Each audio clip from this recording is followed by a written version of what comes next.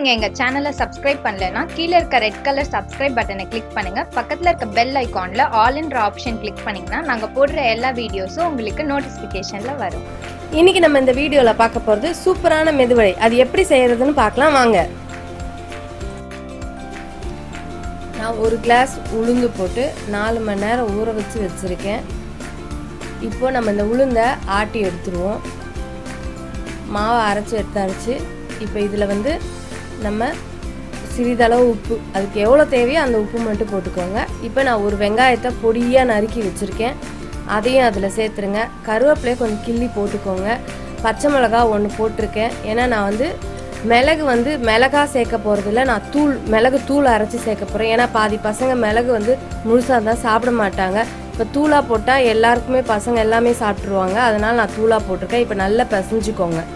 நல்லா பிசைஞ்சாச்சு. இப்போ வந்து எண்ணெய் கடாய் வச்சுருங்க. எண்ணெய் ஊற்றி வச்சுருக்கோம். எண்ணெய் நல்லா காயட்டும். காஞ்சிச்சான்னு பார்க்க சும்மா 1 போட்டு பாருங்கள். அது நல்லா பொங்கி மேலே வந்துடுச்சுன்னா உங்களுக்கு காஞ்சிடுச்சுன்ட்டு அர்த்தம். இப்போ ஒரு வடையாக போட்டுருங்க நீங்கள். இப்போ கொஞ்சம் வடையை நல்லா திருப்பி போடுங்க. நல்லா வெந்ததுக்கப்புறமா உங்களுக்கு வடை இப்போ ரெடி ஆயிடுச்சு.